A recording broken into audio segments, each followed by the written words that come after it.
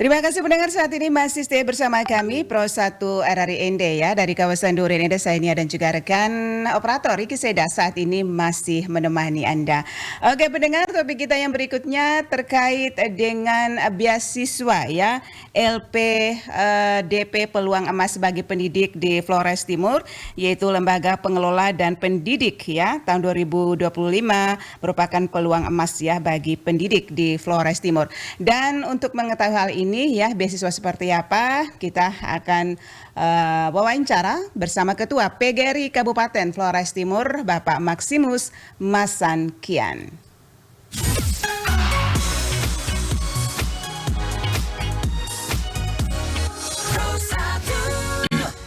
Selamat pagi, Bapak Maximus. Selamat pagi, Bu. Apa kabar pagi hari ini? Salam sehat. Apa kabar? Kabarnya baik saja, Bu. Baik dan luar biasa ya. Oke, dari suaranya. Saat ini posisinya di mana, Pak Maximus? Saya saat ini ada di Surakarta di Solo, Bu. Oh, di Surakarta. Ada kegiatan apa di situ kalau boleh tahu, Pak Maximus? Ini kegiatan yang dalam hubungan juga dengan tahapan LPDP itu sendiri. Jadi LPDP menyelenggarakan seleksi beasiswa. Setelah lulus itu tidak langsung kuliah, tapi ada tahapan yang harus dilewati dulu yang namanya pengayaan bahasa Inggris begitu. Jadi saya ada dalam tahapan itu 4 bulan sampai bulan Mei di Solo. 4 bulan ya, oke, luar biasa Pak Maximus. Boleh diceritakan sedikit di beasiswa ini seperti apa sih yang menjadikan peluang emas untuk para pendidik teristimewa, para pendidik di Flores Timur, Pak Maximus?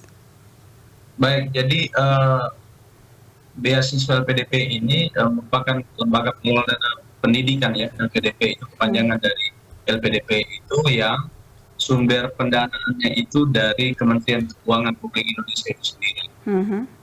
Dikatakan peluang emas itu kita garis bawahi pada bahwa di daerah, di Provinsi Nusa Tenggara Timur, di kabupaten kota dalam Provinsi Nusa Tenggara Timur, juga mungkin di daerah yang lain, itu khusus guru itu bagaimana dana disiapkan dan guru bisa disupport untuk meningkatkan kualitas dirinya, peningkatan profesionalisme dengan bisa mengikuti studi magister itu saya bisa katakan tidak ada saat ini, sehingga ini kan peluang yang sangat menarik di mana seorang mahasiswa dibiayai full untuk proses perkuliahan ya, jadi tidak hanya biaya kuliah tapi biaya kehidupan semua juga dibiayai dengan baik, sehingga ini menjadi satu peluang yang mesti dimanfaatkan secara baik oleh teman-teman pendidik di daerah dengan mengikuti proses tahapan mulai dari pendaftaran, seleksi administrasi, lalu seleksi bakat skolastik, seleksi wawancara sampai pada penentuan kelulusan dan pilihan kampus untuk studi S2-nya seperti itu.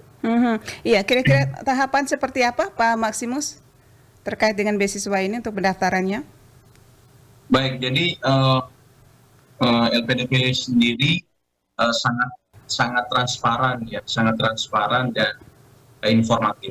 Jadi mereka punya website yang sangat mudah untuk kita akses. Jadi kita cukup masuk di Google dan ketik saja LPDP 2025 itu kita sudah langsung mendapatkan seluruh informasi tahapan-tahapan syarat untuk pendaftaran itu kita sudah bisa langsung dengan mudah mendapatkannya di website LPDP. Jadi ada sejumlah tahapan penting yang mesti harus diperhatikan jika Bapak Ibu guru yang ingin berminat pada program ini, bahwa yang pertama syarat wajib itu kita harus memiliki akun.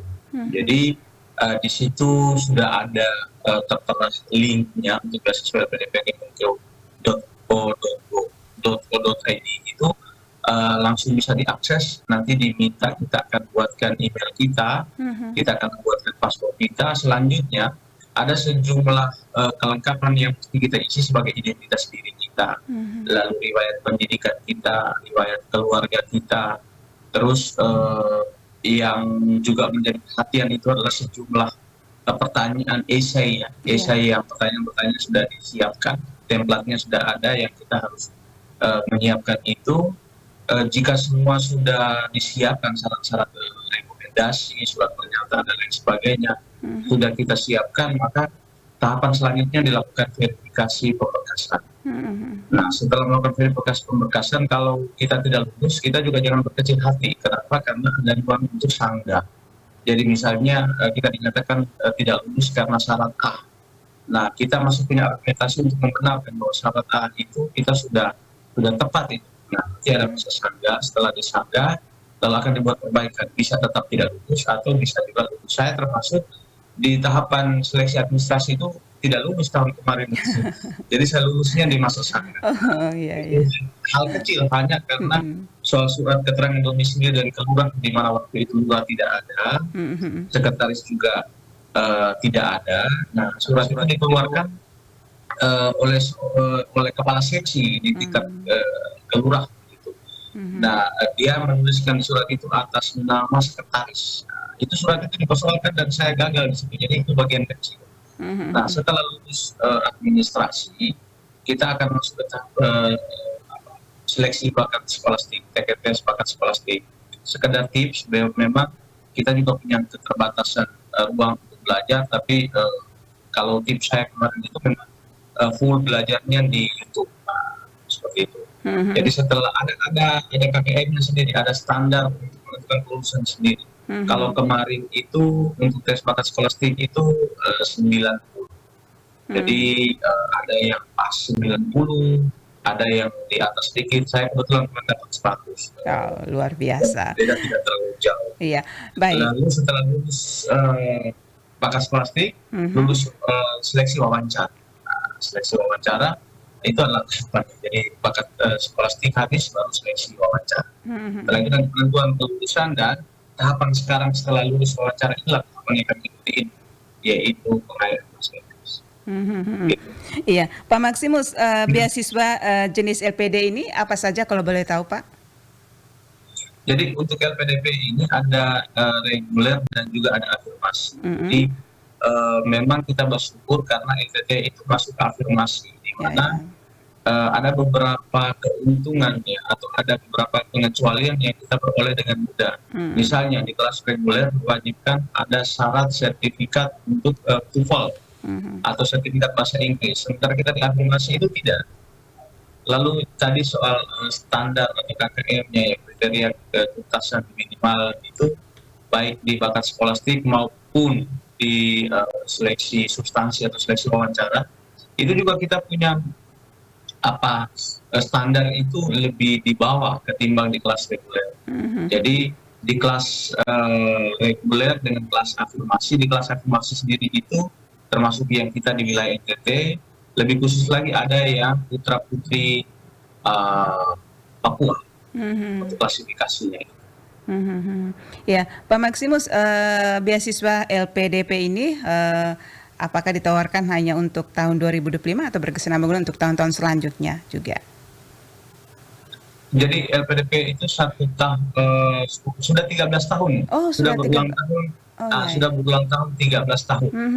Dan dalam satu tahun itu tidak satu kali, tapi dalam satu tahun itu 2 kali. 2 kali dalam satu tahun. Jadi ini periode Januari, ini kan pendaftaran itu 2025 ini kan di tahap di bagian pertama ini kan 17 Januari sampai dengan 17 Februari. Berapa hari lagi ini akan penentukan pendaftaran. Nanti di bulan Juli ke sana setelah pengumuman di tahap 1 ini akan ada lagi seleksi tahap kedua berikutnya dalam tahun yang sama ini. Saya termasuk tahun lalu itu di versi yang kedua. Oke. Baik. Ini terakhir Pak Maximus, harapan ya Anda untuk pendidik ya terkhusus di Flores Timur terkait dengan beasiswa ini seperti apa, Pak? Baik. Jadi memang kita di daerah itu nyaman ya dengan posisi kita yang ada, dengan sarjana saja kita pandang cukup. Lalu kita punya sertifikasi ini kan kalau kita sekolah lagi takut kehilangan tunjangan sertifikasi, masing-masing kita punya pertimbangan sendiri. Tapi kalau yang saya refleksikan saat ini yang jalan kita lalu ini adalah bahwa bagaimana kita bisa mengambil keputusan besar yang kita yakini itu punya hasil besar. Lalu yang kedua, kita juga bisa keluar dari zona nyaman yang kita pergi masuk ke zona yang tidak nyaman dengan segala resikonya, tapi itu kemudian bisa melatih kita untuk adanya peningkatan kualitas diri sendiri, bagaimana dengan totalitas dan juga integritas. Nah, itu adalah proses-proses yang kita bisa terlatih. Harapan kepada teman-teman pendidik, ini peluang yang bagus, karena sekali lagi di awal tadi saya katakan bahwa pemerintah daerah tidak menyiapkan secara khusus dana untuk peningkatan profesionalisme itu melalui peningkatan kualitas pendidikan dalam hal ini magister. Jadi teman-teman bisa memanfaatkan secara baik kesempatan ini. Saya pikir syaratnya tidak terlalu berat, karena administrasi itu dokumen-dokumen kita yang cukup kita scan dan kita upload, tidak ada dokumen baru atau kita harus proses di mana mendapatkan, tidak. Lalu kemudian tahapan paket skolastik juga, yaitu kan menguji pengetahuan dan pengalaman yang kita sudah lewati selama ini. Wawancara kita bercerita apa yang sudah kita lakukan, yang fakta yang real saja, jadi tidak ada yang sebenarnya sulit, tinggal bagaimana kembali motivasi untuk ikut. Saya pikir kalau dengan semakin banyak orang memilih jalan ini dan peningkatan profesionalisme dari guru, kualitas dari guru sendiri, maka untuk mendongkrak kualitas pendidikan itu saya pikir kita bisa mampu melakukannya. Ya, baik. Ya, terima kasih Pak Maximus atas waktunya pagi hari ini bersama Pro 1 RRND ya. Salam sukses. Ya, terima kasih Bu, salam sukses. Baik pendengar Pro 1 dimanapun Anda berada, demikian wawancara kami bersama Ketua PGRI Kabupaten Flores Timur, Bapak Maximus Masankian, terkait dengan beasiswa Lembaga Pengelola Dana Pendidikan LPDP tahun 2025, merupakan peluang emas ya bagi para pendidik di Flores Timur.